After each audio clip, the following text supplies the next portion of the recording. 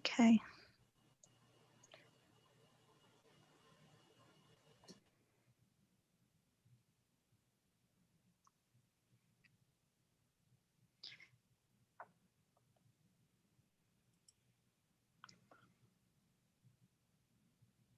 Hey, Doug, will you say something so you pop up on the... Okay. It looks like we are ready to go live. So go ahead, Doug, if you want to start with your introductions. Good afternoon and welcome to everyone to our virtual CE program. This is the fourth of 5 of our Johnson County Master Gardeners Continuing Education programs. I'm Doug Garretts. You probably know me as Vice Chair of the Johnson County Master Gardeners Steering Committee and Times newsletter editor. Today I'm serving as moderator, and Shannon Balicki is our meeting host. Thanks to Linda Schreiber for pulling all of these continuing education presentations together. A little bit of housekeeping before we continue on. We're still gaining experience with these virtual presentations. So if there's any technical issues, please stay with us, and we appreciate your patience. And a reminder to participants, this presentation is being recorded by City Channel 4 for rebroadcast, so please keep your microphones muted during the presentation. Viewers are encouraged to type questions into the chat function of Zoom at any time, and we will try to answer as many of those questions as we can at the end of the presentation. Today, I'm pleased to introduce Sarah DeLong-Duhon and Dave Layton, who are presenting delightful Iowa fungi. They will share the joys of mushroom hunting and the satisfaction of identifying and learning about fungi. They will talk about internet tools to identify fungi, as well as describe tasty mushrooms that are found in Iowa. They are members of the Iowa Mushroom Club, which is part of the Prairie States Mushroom Club. Sarah is completing her master's degree at the University of Iowa in the Integrated Biology program. She's a board member of the Prairie States Mushroom Club, a fellow of the Iowa City Science Booster Club, and an employee of Iowa City Parks and Recreation. Sarah is interested in biodiversity and evolution, particularly in fungi. Her research subject is Sterium, often called false turkey trail, which I guess can be found on wood. Dave has been hunting wild mushrooms for over 46 years, and he's eaten well over 100 kinds of fungi, apparently not at the same time. And every year he eats dozens of tasty Iowa species. He loves sharing the fascinating world of fungi almost as much as he loves finding them, and reminds us that fungi serve many roles in the ecosystem. Dave's mushroom knowledge expanded when he joined the Prairie States Mushroom Club in 2001.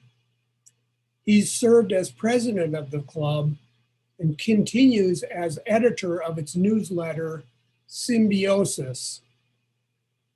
Dave's presented on a wide variety of fungi-related topics, including a mushroom cooking class at New Pioneer Food Co-op and the Outlander Conference, where he discussed the use of mushrooms for food, medicine, and poison in 18th century Scotland.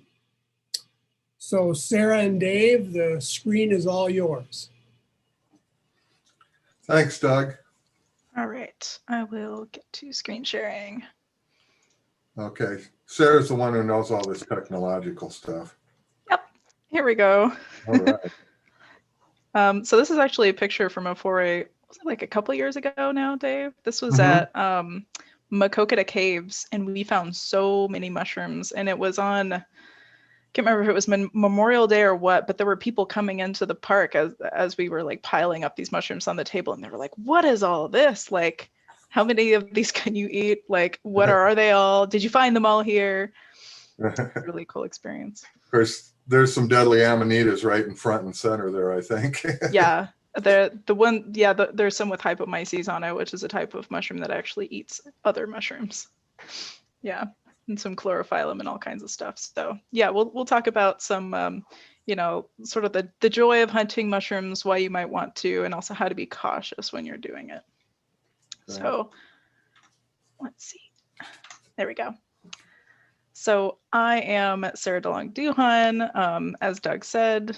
Yeah, I think he explained me pretty well. I've been interested in fungi for a few years now. It hasn't actually been that long, but it very quickly turned from a hobby into a profession because I ended up studying these as part of my, like I did some undergraduate research, and then that turned into a master's degree because it was actually quite fun and I wanted to keep going with it.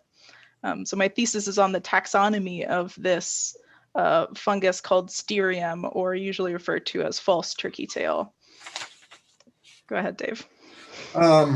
Just a plug for what I'm doing right now with fungi, whatever, is a blog post with my brother who's a Methodist minister, and we call it Faith and Fungi. And if you wanted to check it out, it would be faithfungi.com. Some of it even has useful scientific knowledge.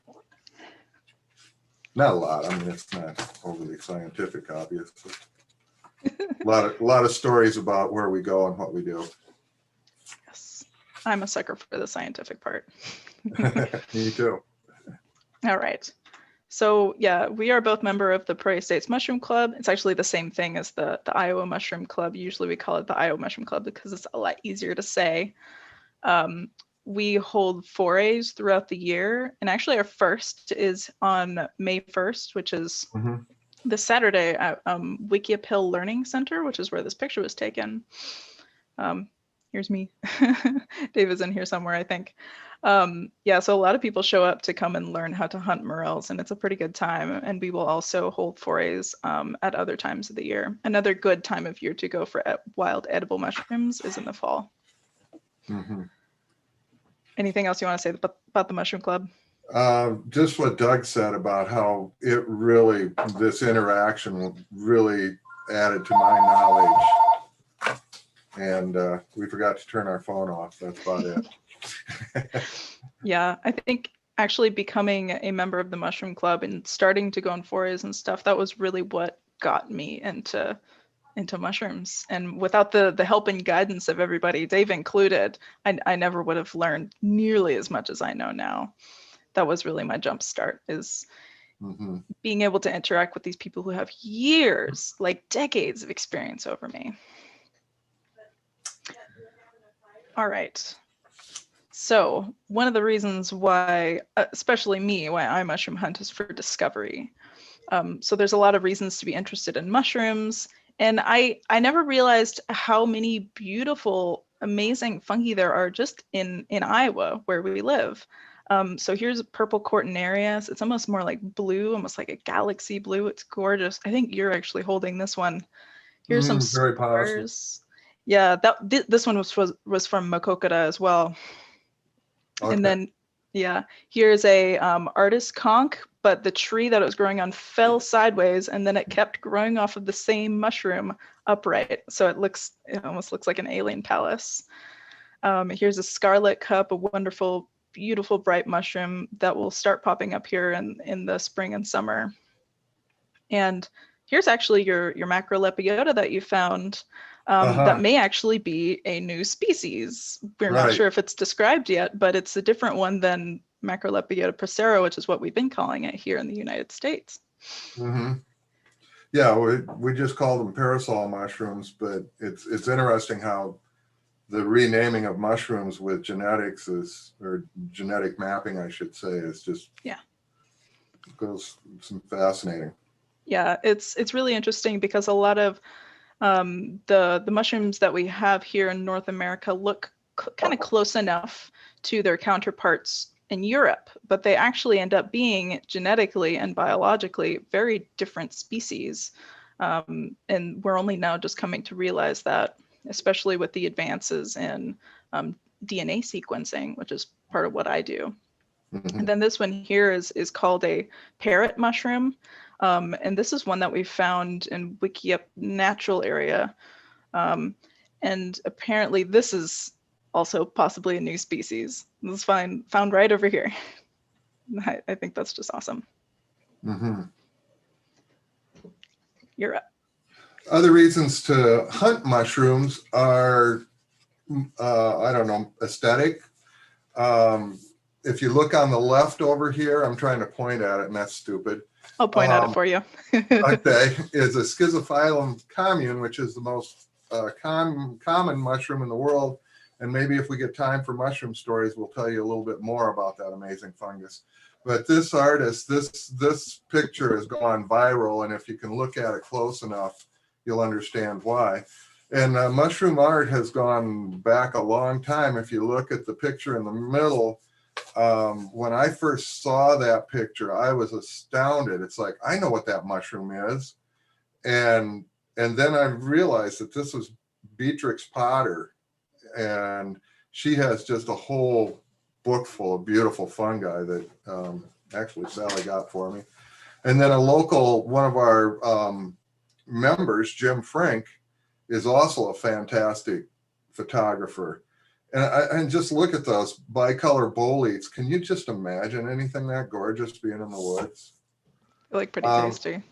And people use mushrooms, like it says, for dyes. And so there's just all kinds of uses. In fact, we could do a whole thing on just the photography and art, or just the discovery. But I think we better move on instead. Yeah, I've given whole presentations about mushroom discovery before. Yeah. There we are at the same table, and apparently I'm smelling one, but that is, as funny as that is, when you got a bunch of white mushrooms or a bunch of brown mushrooms, your only chance of identifying some of them is by other means, other things about them, like smell. And so anyway. Go ahead, I've accidentally smelled some pretty nasty mushrooms before, because now my instinct is just to smell everything because there's so many different scents. Yeah, but you don't forget them. Yeah, one of the mushrooms we're about to show you smells like cucumber or like watermelon rind, and it's amazing. It doesn't taste like that, but it smells like that. Mm-hmm. Okay. Here you go. So we all love to find morels. Probably out of all the people that are on this thing, a lot of you found morels. Maybe some of you want, all our morel secrets, and that's the only reason you're on. But that's okay, because we don't have any. You find them in the woods. On the other side are other mushrooms that I'd like to say I eat them all regularly, but actually these ones in the middle, the meadow mushrooms, have just come out recently, and they've taken a hiatus. I used to find them in abundance, but only in the last couple of years have they started coming back again. The same thing with this puffball that's on the bottom. It's purple-spored puffball. The ones that we always find are chanterelles, which are on the left in that picture. And the ones that look like chanterelles, we find more and more of. And please go out and eat all of them you can, because those mushrooms are actually escaped from cultivated mushrooms, and they have become very invasive as far as possibly damaging the growth of other mushrooms, like the ones that she's going to talk about probably next, the dryads.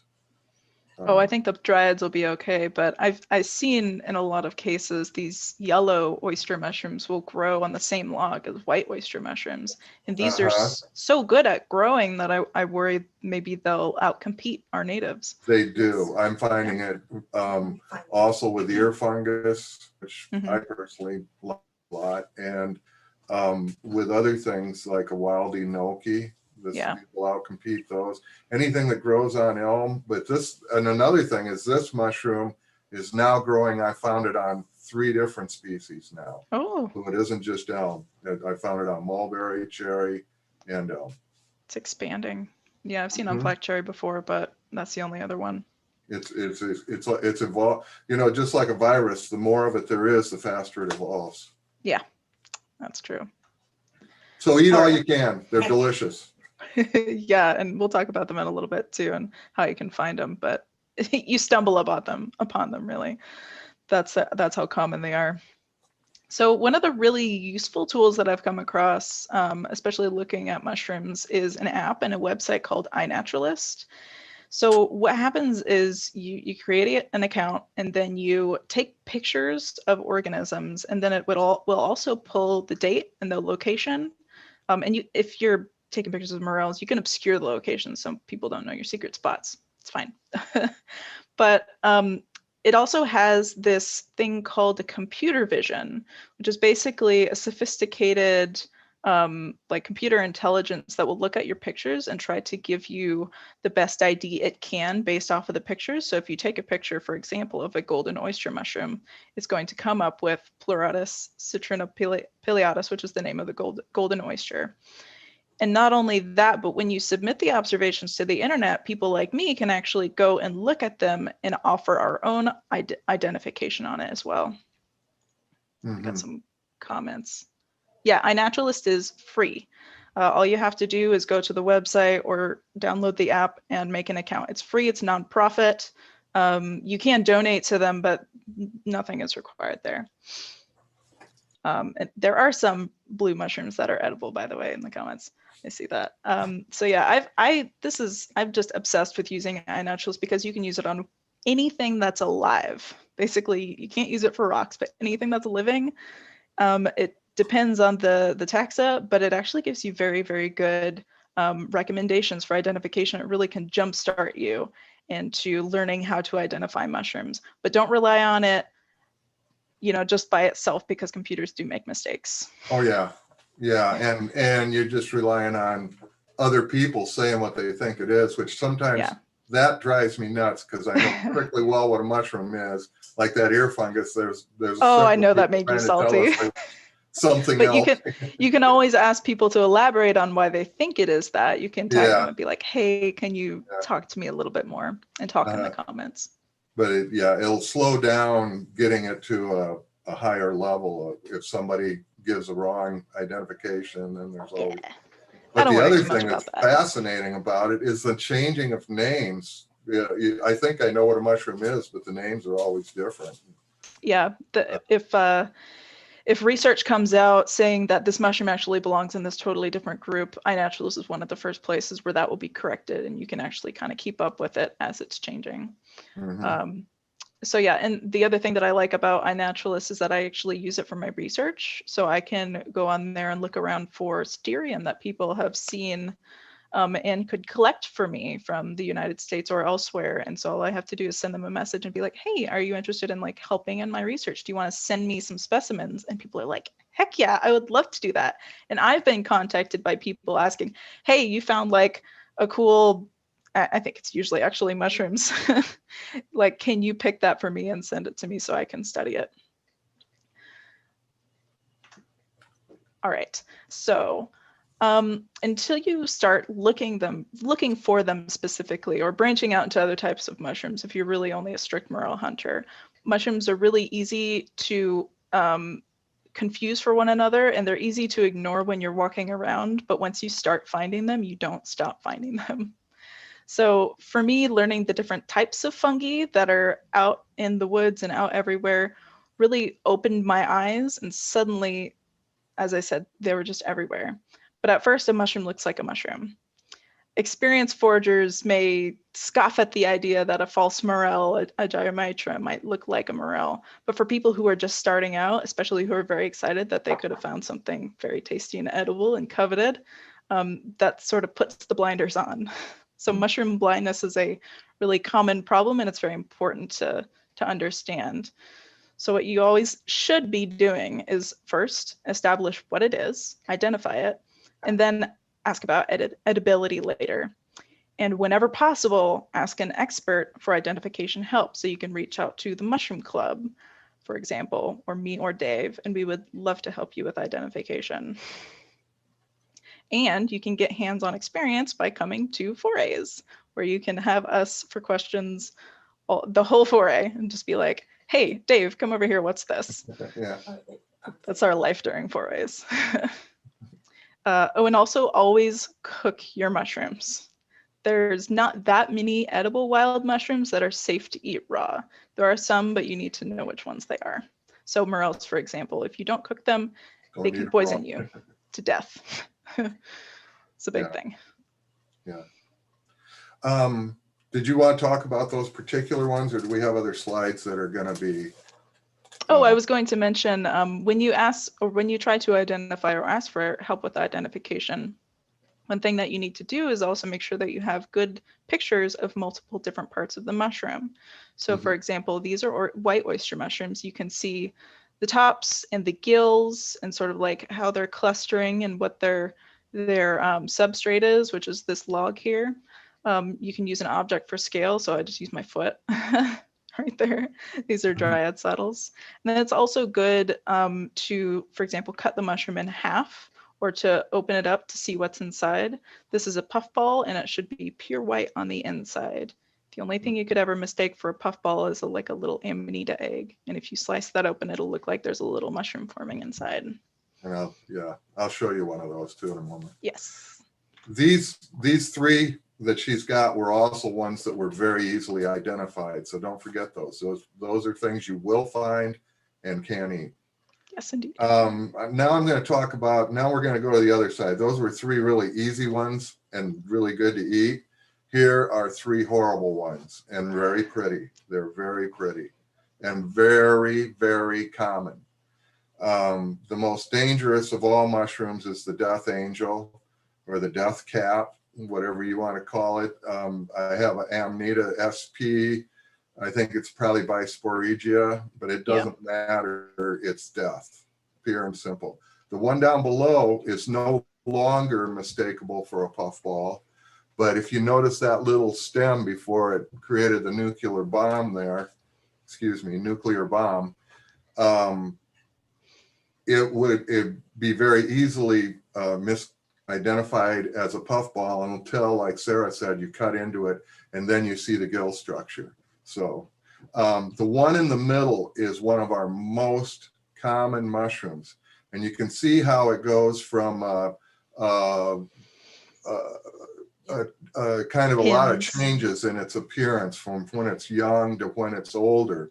And so it can be very easily confused with several other kinds. And I'm going to talk a little bit more like that. That has the same deadly toxins in it as that death cap. The one on the right isn't deadly usually, although it creates an allergic reaction that can, in some rare cases, kill a person. The reason it's one of the most dangerous mushrooms is because it's one of the very most common. Everybody sees them on their yards, and they're these big, beautiful, huge mushrooms. And so you don't, even though this looks like a puffball, by the time they come out of the ground, they're already on a stalk. So, but it doesn't matter because green gills, the name for them, but their gills don't turn green until they're really old. So don't think, oh, this is a parasol and not a green gill, because the gills didn't turn green. Yeah. Yeah, you have to see the spore color. That way. The spore color on the chlorophyllum, the green gills, is actually what turns them green. It's pink in the parasols, right? So yeah, it's in that overall family, but it's got its own, obviously, its own genus. And But they do taste good. Unfortunately, I know that. Have you mistaken these before? I never actually got poisoned myself by them, but I left them in the refrigerator. And when my roommate said, well, are these good to eat? I go, I don't know yet. Their gills are supposed to turn green. Guess what? Their gills don't turn green in the refrigerator. Oh, Yeah, because they're not Yeah, he's developing. speaking to me now, but unfortunately, I got dummied up really young. I was only like 18 years old at the time, 19. Awesome. Just in the infancy of your mushroom career. Yeah, so think back to what Sarah said. Be really intent on identifying. Unfortunately, I was, but not enough because those things look so delicious. So here's 2 delicious mushrooms and 1 deadly one that I've already showed you, the same picture, I think even. Look at the similarities, especially like this velvet foot, the young ones down below. You're not going to know just by glancing at a picture that they're not deadly, that they're not the deadly Gallerina or funeral bells, another name. Unless you're very experienced. Right. Well, even from a picture, I can't tell because you got to notice their viscousness. You got to know what they smell like. If you catch them in their really young stage, they are just like the enoki that you get in a store or enotaki. Only they're even more flavorful. So they're worth knowing as long as you know what they can be confused by. Likewise, honey mushroom is one of our most common mushrooms, generally much larger than the deadly Gallerina. If you notice the way their stems also have kind of a scaliness, and there's some scaliness on the top of them. And their veil, they have a veil that, if you notice, the Gallerina don't have the same kind of veil. So there's a lot of differences there, but I've seen them growing right next to each other. Maybe not on the same exact log, but it almost looked like it because one was growing out from the ground underneath, although it's growing off of buried wood, the honey mushroom, and then a Gallerina was right on it. And some honey mushrooms look just like deadly Gallerina. Yeah, So, especially the small ones. yeah. And So I guess what the best take from that is the dangerous stuff is out there in our woods. Yeah. But and for me, I think it's really helpful to know actually how these mushrooms, what they eat and like how yes, they act in the environment. right. So honey mushrooms parasitize trees and they pop up at the bases a lot. These Mhm. deadly Gallerina will pop up on really old, like just crumbling, decaying wood. That's usually where I Yes. see them. Mm-hmm. And the enoki or velvet foot will generally be on a elm or a willow or a hackberry or one of those kind of trees, Mhm. and one that hasn't been dead for a whole long time but starting to slough its bark. In Yeah. fact, if you want to find the stuff that's like in the store, you'll be underneath the bark. Yeah, they like hiding out underneath bark that's still on the tree. Okay.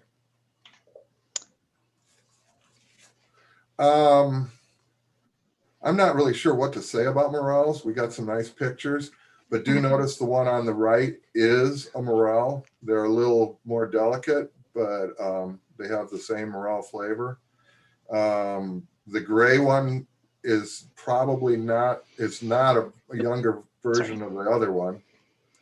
The yellow ones, but I don't know that they're different species. Do you know more about this I was species? trying to look this up yesterday, and there's a bunch of different species in North America, but I'm not sure how to tell them apart. Elena swears up and down that there's white ones, gray ones, yellow ones, and then like half freeze and maybe some other stuff. But I mean, if they are morels and in the Morchella genus, they're safe to eat, which is the best thing to know about them. And look at the pitting on them is going to be real important when we talk about false morels. Yeah, very tight little grooves. Right. Yeah, here's some false morels. They look quite the same, especially Verpa bohemica. Do we find those Yeah. here? I've never. Not those. The one on the left we found, and that's I forget what the Conica? species. Yeah, Verpa Yeah. conica. And it doesn't have those grooves and pits. Right, not as much, a Smooth. little bit. So it's not as easy to misidentify. Yeah. In- The ones on the right are Gyromitra, and they actually have a compound in them that you can find in jet fuel, which is one of the Mhm. reasons why you shouldn't eat them. Apparently, they're edible if you boil them first, but Mhm. at the point, why even bother? And there are some species that are edible, but those are in other areas, not Iowa. So Right. they're a lot bigger than Morels too. Mhm.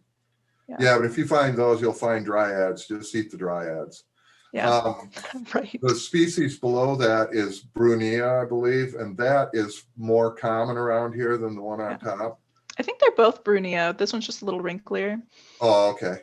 Oh, okay. And it may actually not be the species Brunia. Oh, that's right. Everything's Yeah. different. I think Roger sent us an email the other day that like it's not actually Brunia, it's just a similar species. So we'll have to help work that one out. Real quickly with the Verpa bohemica, if you see the one that's sliced, it's got pith in the stem, and the cap is only attached at the very top. The wrinkles are only attached at the very top. So the half free morel that we looked at a second ago, that actually comes down and the stem is hollow like like a any morel. morel. Yeah, it's a morel stem. It's a hollow stem, it's good.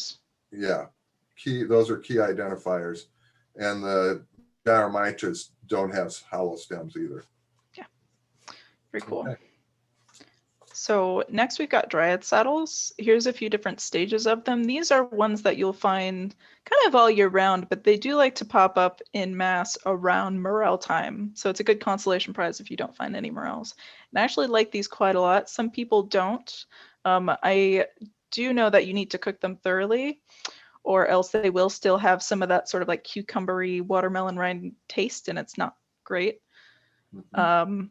So these are the little young ones. This is a little too young for me, but that's why I like them. yeah, I like them when they're big, but they're not mature. So you can tell by the size of the pores. This one right here has nice tight pores. Yeah, it's perfect. And then this one here has big hexagonal pores. And at that point, it's just kind of doesn't taste too, like the texture's weird. But technically you could eat them at any stage. So it depends on how much you like them.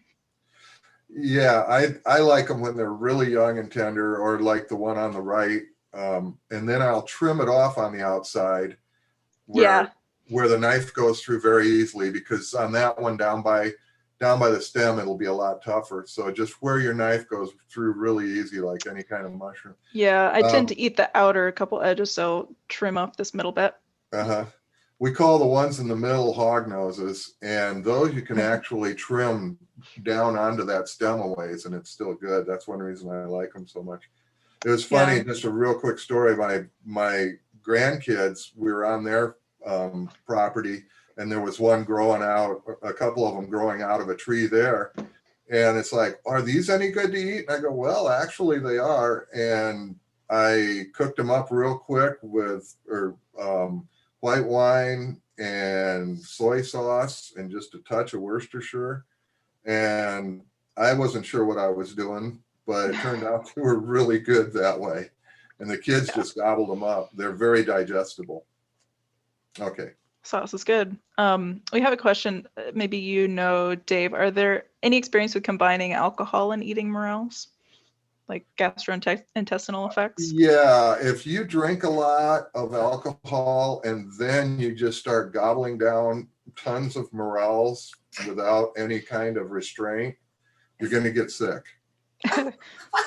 That's kind of a nice lead in to our next one here. Oh yeah, there's one that really does make you sick. The Shaggy Mane's another one of my favorites, and something I like about this is it's an urban mushroom. So up in your yard, kind of vacant lot areas, as long as you know they haven't been sprayed or had chemicals, is a good place to find them. The one on the top is, I don't eat the dark part, but I've heard that some people do.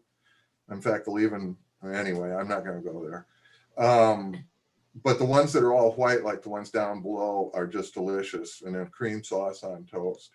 The other ones on the right look very much like them and would be edible if you're not drinking, but the word Kipler's bane, it kind of gives it away.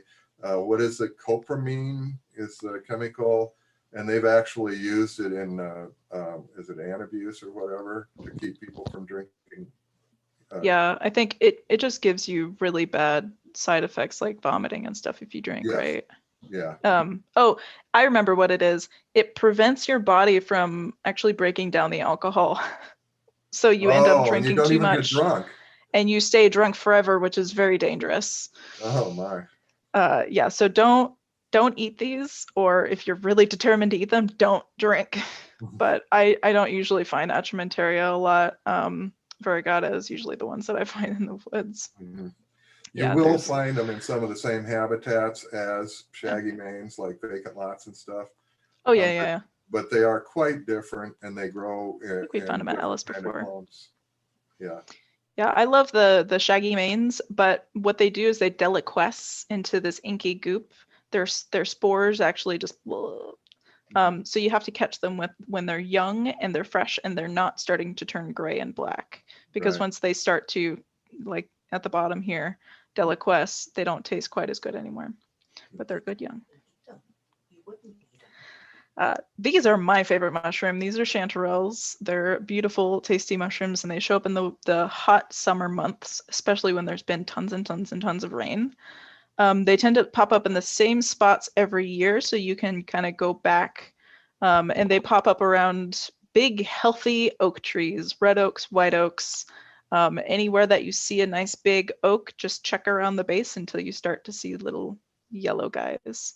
And if they are teeny tiny little buttons like this, you can, it depends on where you're at, but you can wait for them to grow bigger and just come back and pick them later.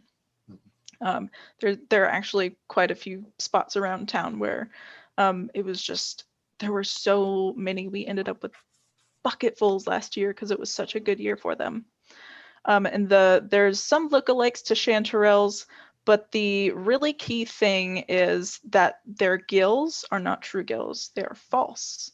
So they're actually just like projections of the underside of the mushroom, instead of actually being like, they're not very deep, essentially. And when you scrape off the skin, they should be white underneath. So if you dissect it, if you cut it in half, it should be white flesh and then yellow on the outside. And they have a very unique smell, usually likened to apricots. It's not like any other mushroom. They're very distinct. Right. And hopefully we can get some forays this summer to go out and do some chanterelle hunting like we did last time. Yeah. If they're wormy, and sometimes even when they're little they get wormy, and sometimes even when they're big they don't. So yeah, like that's the only thing you need to watch out for with them. Yeah, the worms won't hurt you, but yeah. Little Not great. Okay, these are chicken of the woods, another pretty common one around here. We've got two species, the white-pored, which are sometimes parasitic, but the thing that makes these different, the yellow-pored and the white-pored, is that these grow on dead wood, often pretty heavily decayed wood. And then these grow, it almost looks like they're growing out of the ground because they're either growing on the roots or at the base of the tree. Sometimes the trees are alive, sometimes the trees are sick or just have died. So these are good. Also, like the Dryad saddle, just cut off the soft edges. And when they get too old, they turn sort of chalky and aren't really a good texture anymore. So you got to get them when they're young and fresh. And they apparently fry up quite like chicken. They have a very nice firm texture. I've actually made these like breaded and fried before, and they were real good. Yeah, and if you have any preparation tips, Dave, go ahead and jump in. We gotta. Well, all I was gonna say is don't think mushroom once again, because they have a very unique flavor. We have certain recipes that these are the mushrooms that we use in them, and we wouldn't use any others. And we have certain recipes that we wouldn't use these in. And so, yeah. Yeah, anything that would be good with a nice firm mushroom that has like a really good texture. They're not super rubbery like other mushrooms can be. There you go. This is another delicious mushroom that would grow at the base of an oak tree. Pretty much specifically oak trees that I've seen in Iowa, though I've heard they grow on other trees in some places. They start out when they're very young, they're almost like little black, you know, they look very much different. They get lighter as they get bigger. These are like perfect eating ones right here, because if you look underneath on the right, you can see that the pores are still very tiny.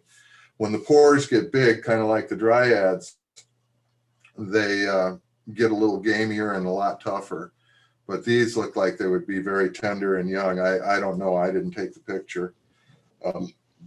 But I think they're really recognizable, although there is a black staining polypore, which is edible, but not as good as the hen of the woods or Grifola. We just call it Grifola. Yeah, I would use that for flavoring. A Morels. And I learned about that from one of the first things I learned with the Prairie States Mushroom Club was when I go, oh, hey, there's some hen of the woods. And Dean Abel goes, I don't think so, Dave. Yes. So you will find those in the fall, from September all the way through November. And don't be afraid to experiment with them. There's nothing dangerous like them. Yeah, polypores, I think there's only one known toxic polypore, and it's essentially the texture of a sponge. So if it's not a good texture, don't eat it. Yeah. But polypores that have many pores instead of gills, such as the Dryad saddle, hen of the woods, and chicken of the woods, they're pretty safe mushrooms, especially for beginners. So if you're afraid, stick with those. Something these and I've learned that the dryads have in common is they're both good as far as being anti-carcinogenic and also purifying your blood. Although I think it's mycelium that's most effective at that, and we only eat the fruiting bodies. Yeah, there's a lot of research on potentially good health effects of mushrooms and eating mushrooms, but if nothing else, just mushrooms are super healthy. Like amazingly healthy. Yeah. And it's a good thing to incorporate in your diet, even if you're just buying button mushrooms at the store. What do we have next? Oyster mushrooms. One of the very most common, and also one of the I'd say they're very easy to identify. I can't think of any very good lookalikes for oyster mushrooms once you know where they grow and how to find them and identify them. So these are the white ones. We have a few species here that grow in different types of trees and or different types of the year. There's probably more species than we think there are too, but they grow on wood. And they will grow on sticks like this one here, on logs. They'll pop up in these clusters. And they tend to either pop up in clusters or pop up as individual mushrooms all next to each other. It's a bit of a community of mushrooms. And one of the defining characteristics is, well, one, their smell. It almost smells a little fishy to me, but it's a specific smell that I associate with oyster mushrooms. I don't really like them that much, honestly. But their gills run all the way down their stem, all the way to the bottom. And that's a really good defining characteristic, because other mushrooms that will show up on wood that are of similar size, which I think most of them are edible anyway, their gills will stop at the stem and they will have a defined stem. I'm not sure if we cover elm oysters. Yeah, well, I think we do have a slide with them in. Might be the next one even. Yes, indeed. All right. And the yellow oysters or golden oysters. The ones on the left do not taste like oyster mushrooms at all. They're not the same. They have a lot of similarities, growing on wood, large white gills, but as Sarah said, the gills do not run down the stem. They end right there. I love to eat those mushrooms because They have a very light flavor, a kind of a vegetable-like flavor, and they're just really good contrast in mixed mushrooms and spaghetti and stuff like that. A related species that's more tender and a little more flavorful can be bought in the store. It's called Shimiji, which is a Hypsizygus tessellatus, I think it is. So it's interesting that some of these things that you can buy in a store, we have something that's more robust and very similar in the wild.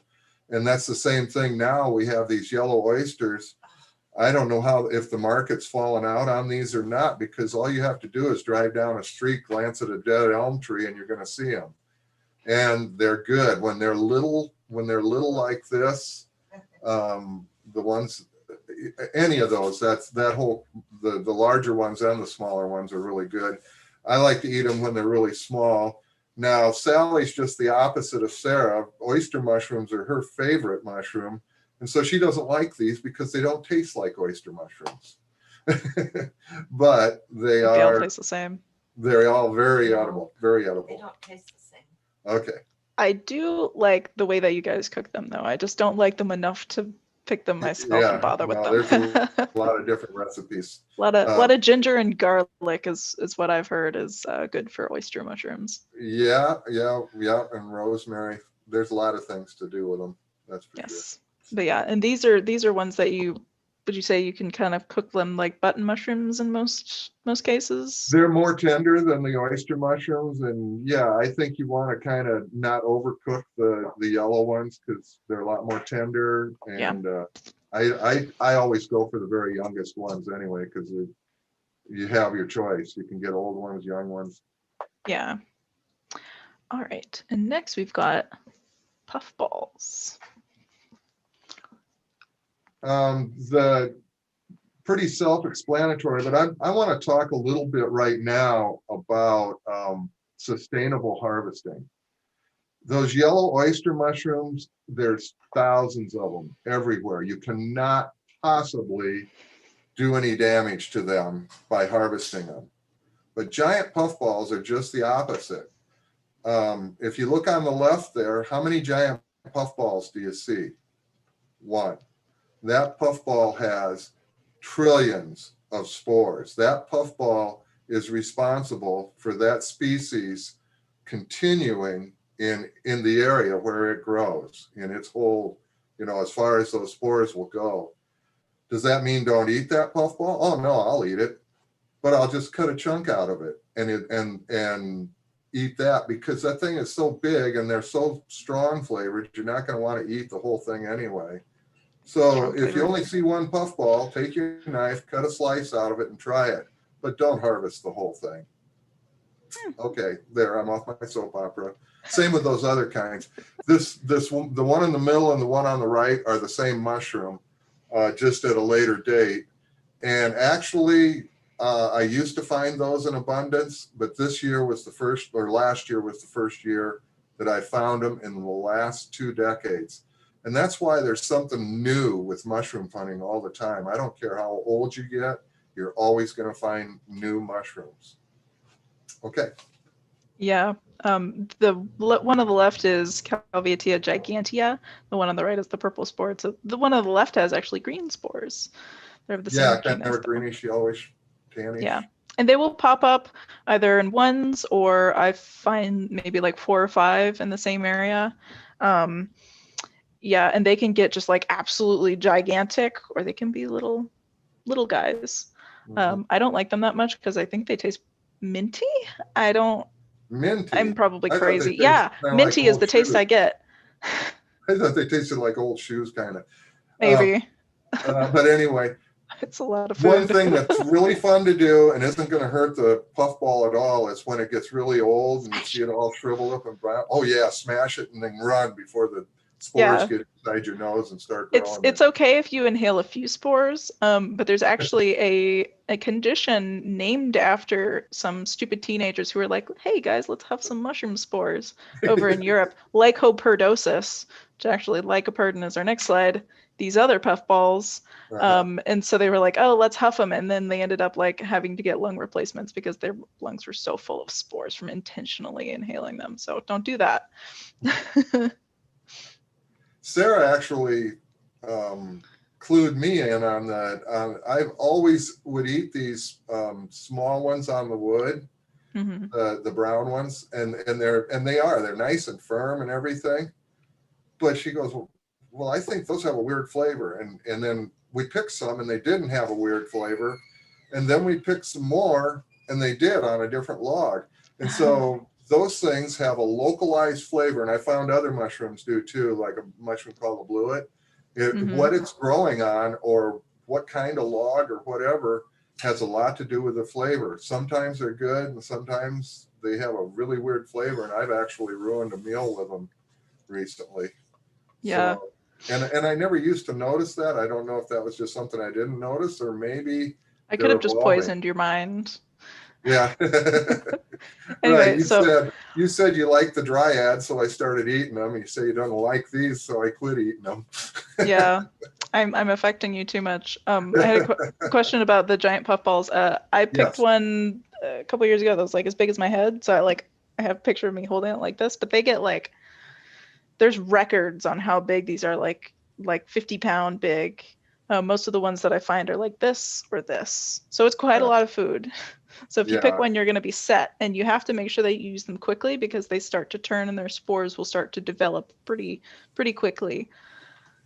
So if you see discoloration in the inside, it's probably not good anymore. But again, the spores will continue developing inside without any problem, even if you've cut a third of that mushroom off. It's pretty wonderful. So these are different types of puffballs. They're in a different genus, but they are culinarily essentially the same. They have a bit of a thicker skin though. Do you peel off the skin or do you just like chop them up and throw them in? I'll be honest with you. Sometimes that's my favorite part. Yes. So here's a couple different species. There's the common puffball, which has these little spikes on it, and it has a much more prominent foot or stem, and these usually will grow out of the ground, sometimes in onesie twosies, sometimes in groups. But these are the real honeypot. These pop up in the fall. These will pop up in summer and fall, but the stump puffballs, as soon as fall hits and the temperatures start to drop, these will pop up on rotted wood everywhere in mass. And so you just take a knife and you just go, you just get a whole bunch. I don't like the taste of these, but it's another really good, easily identifiable, tasty mushroom. How do you prepare these usually? I like them in soup. Yeah. Because they just kind of float in there like little marshmallows, only mushroom flavored. That's adorable. But again, they gotta be the ones that taste good. Yeah. So you can, and this is a good tip for any mushroom that you forage. Try a little bit of it cooked first before you go and eat a whole meal of a mushroom, because some of these, like chicken of the woods, for example, people do end up being allergic to. So it's good to just go ahead and give yourself a little first. Yeah, really good advice. Dave and Sarah? Yes. We're about 20 minutes after the hour. Yes. Are we going very long? What's that? Are we going long? Yeah, we've got a couple of slides left is all, Doug. Why don't I zip through them real quick, okay? I'll take about two more minutes for the remaining slides. This is another delicious mushroom. It's really easy to identify. That log that you see covered with them actually had already been harvested by everybody that was in our foray, and this woman was the last one, believe it or not. We all had tons, and they have kind of a almost a shellfish flavor. Let's move to the next slide.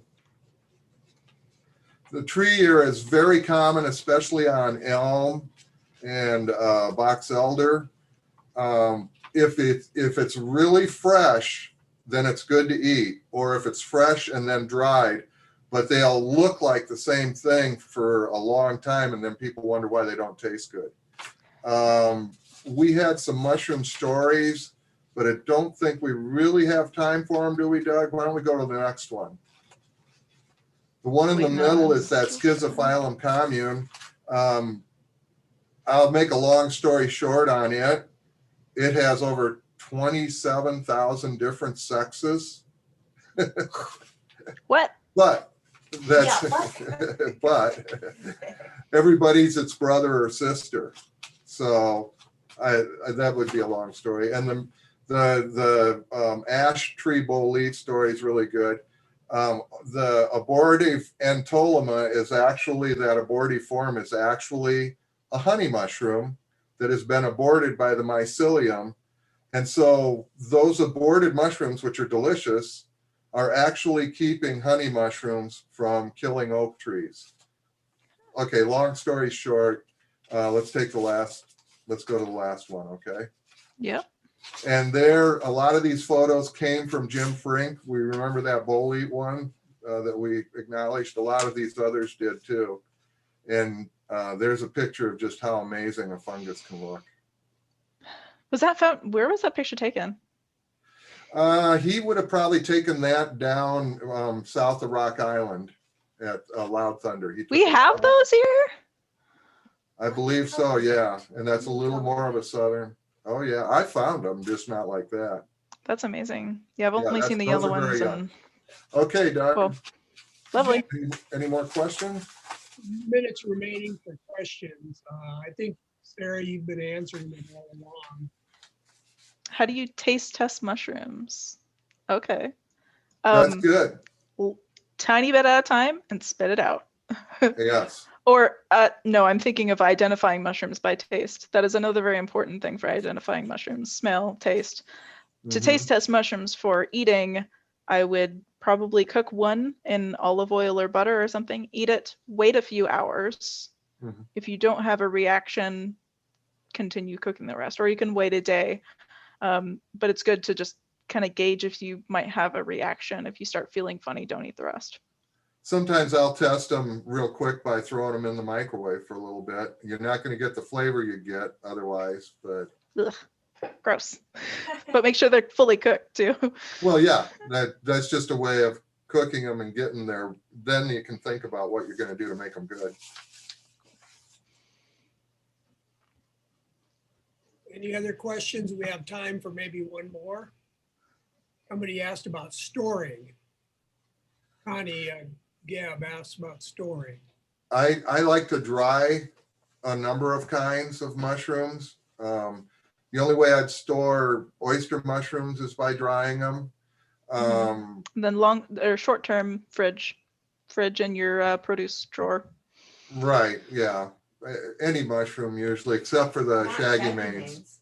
Yeah. Will be you can keep in the fridge for a few days. Yep. I cook and freeze just about any kind of mushrooms, but a few don't work so well. And sulfur mushroom or chicken of the woods don't work so well. Hen of the woods, on the other hand, you can freeze them raw, and then when you cook them, they're almost like you just got them out of the woods. Best time of the year to find mushrooms depends on what you're looking for. Spring, morels, summer, chanterelles. Fall, quite a few things. So puffballs fall, honey mushrooms fall. And honey mushrooms are something that you'll probably want help identifying at first, but once you get the hang of it, they're everywhere and they're delicious. Right. Just don't forget that tale of three mushrooms that we had earlier. There's a mushroom in my lawn that is flat and irregular shaped, brown on top, gold below. Looks like a dog turd.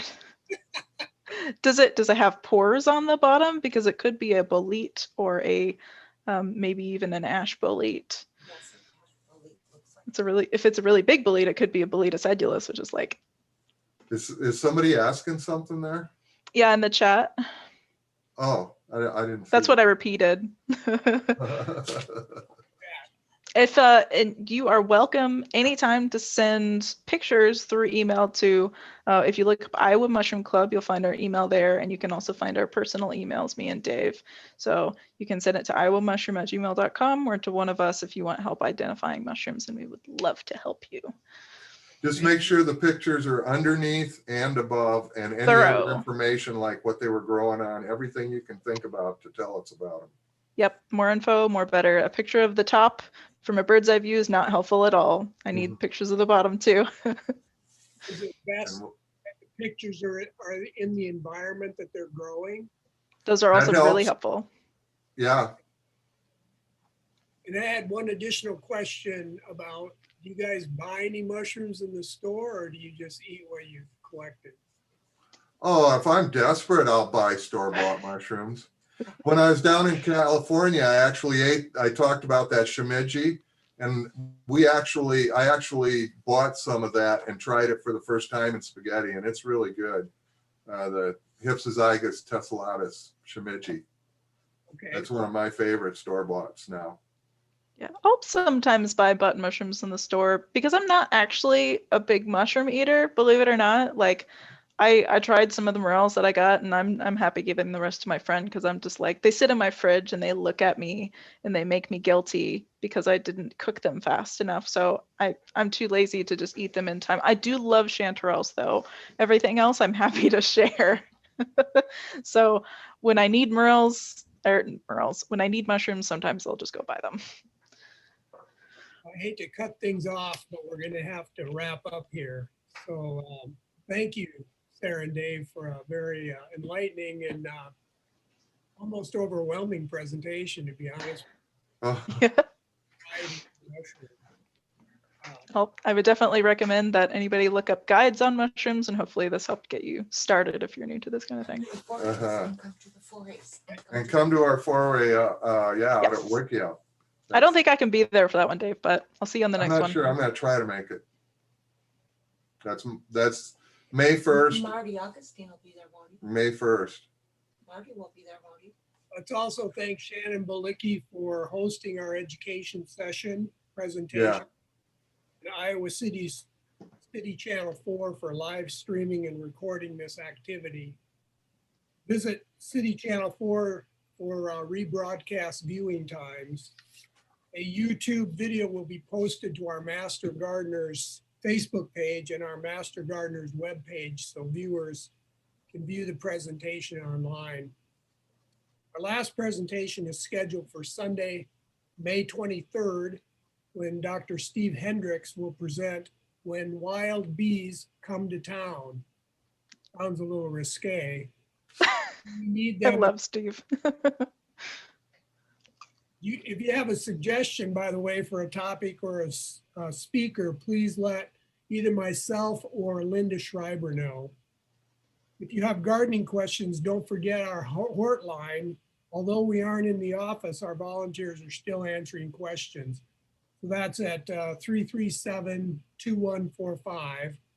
And the email is johnsonCOMG@gmail.com. So Johnson, full name, COMG.com. If you are interested in attending a future education session, please check our Times newsletter and watch our Facebook page for information. Linda Schreiber wanted me to let you know that the last delivery day for Seed Share is May 10th. So thank you for joining us. Thank you again, Dave and Sarah. And everyone have a great afternoon. Thanks, Doug. Pleasure to be here.